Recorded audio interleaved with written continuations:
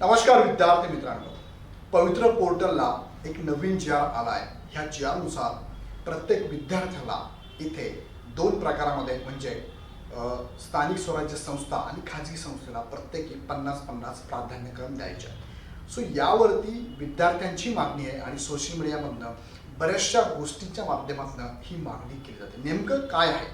जर प्राधान्यक्रम विद्यार्थ्यांना जेवढे येतील तेवढे जर देऊ दिले, नेमकी अडचण काय येते थोडक्यात समजून घ्या या व्हिडिओच्या माध्यमातून. आणि हा मुद्दा तुमच्यापर्यंत पोहोचला असेल तर मला कमेंटमध्ये नक्की कळवा. आणि तुम्हाला याच्याबद्दल अजून काही सुचत असेल, बोलायचं असेल तर कमेंटमध्ये नक्की कळवा. तो मुद्दा घेऊन परत मी एकदा याच्याशी बोलेन.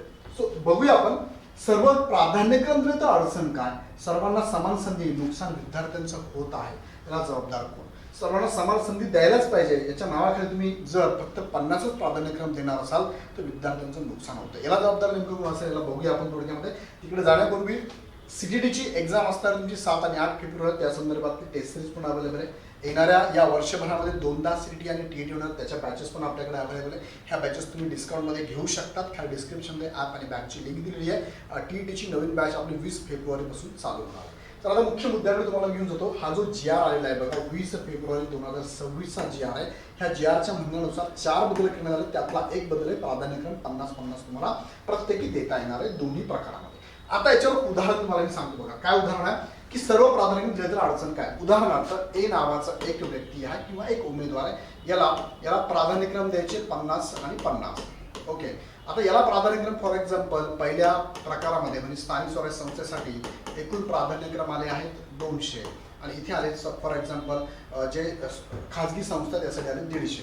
याला 50च प्राधान्यक्रम द्यायचे. ओके, मग हा विद्यार्थ्याला हे प्राधान्यक्रम देताना विचार करावा लागणार आहे, खूप जास्त विचार करावा लागणार आहे.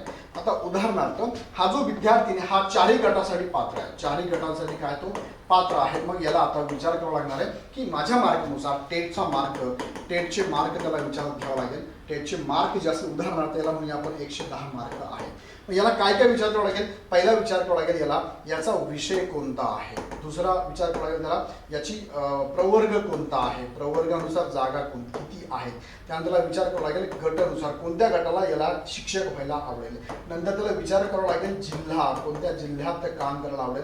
नंतर त्याला विचार करावा लागेल की स्थानिक स्वराज्य संस्था म्हणजे स्थानिक स्वराज्य संस्थेत जायचं की खाजगी संस्थेत जायचं याचा विचार त्याला करावा लागणार आहे. ह्या सगळ्या गोष्टींचा डोळं मांडून विचार करून त्याला पहिले 50 प्राधान्यक्रम इथे आणि इथे द्यावा लागणार आहे. आता दोघे देत असताना त्याचा पहिला विचार जो केला जाईल ना तो या ठिकाणी केला जाणार. म्हणजे कुठे पहिला जो आहे स्थानिक स्वराज्य संस्थेसाठी त्याचा विचार पहिले केला जाणार आहे आणि मग त्याचा विचार केला जाणार आहे खाजगी शिक्षण संस्थेमध्ये. बरं का, आता लक्षात घ्या स्थानिक स्वराज्य संस्थेमध्ये पहिला टप्पा चालणार आहे. यामध्ये कदाचित तो 1 ते 5 गट असेल किंवा 6 ते 8 गट असेल.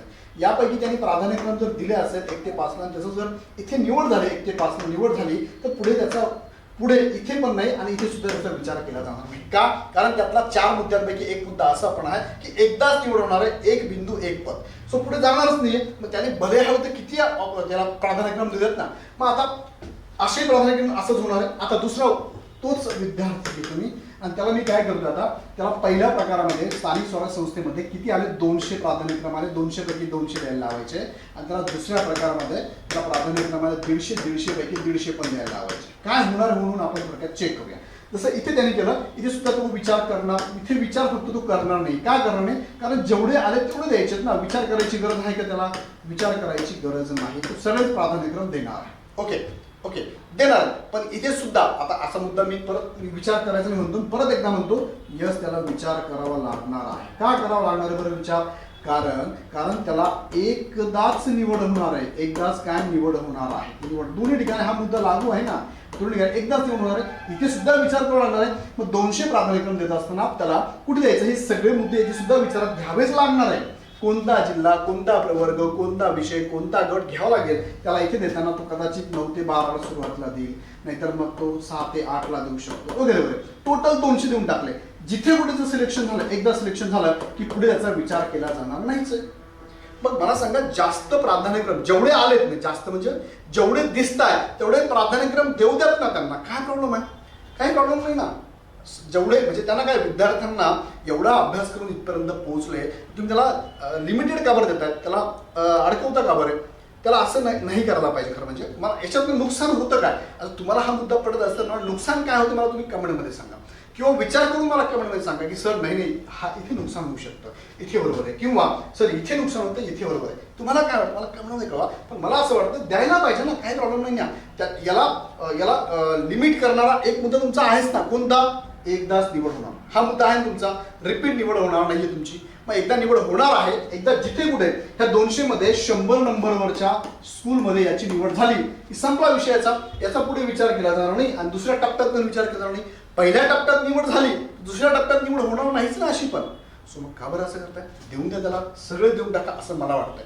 आता याच्यात अजून माझ्याकडे काही पॉईंट सुटत असेल तर मला कमेंटमध्ये कळवा, एखादा पॉईंट राहत असेल मला कमेंटमध्ये कळवा. तर मला तरी वाटतं की ही संधी सगळ्यांना द्यायलाच पाहिजे. आता हा व्हिडिओ तुम्हाला पटत असेल ना, पटापट सगळ्यांना शेअर करा, तुमच्या सगळ्या ग्रुपवर शेअर करा की मी जो मांडलेला मुद्दा आहे ना तो कसा राईट आहे, सगळ्यांपर्यंत पोहोचू द्या.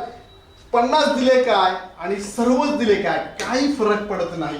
शिक्षण विभागालाही काही फरक पडणार नाहीये, त्यांना पण फार परत रिपीट करावं लागणार असंही काही होणार नाही आणि विद्यार्थ्यांचं नुकसान पण होणार नाही. सो विद्यार्थ्यांना समाधान राहील की सगळे ऑप्शन मी दिले होते, भले निवड झाली ना झाली ते जाऊ द्यात, सगळे ऑप्शन देऊ द्यात ना. पण याचा फायदा विद्यार्थ्यांचा नक्की होणार आहे का, कारण कमी मार्क जरी असेल तर शेवटपर्यंत जेवढे ऑप्शन होते ना 200 पर्यंत ते चेकआउट केले त्याने.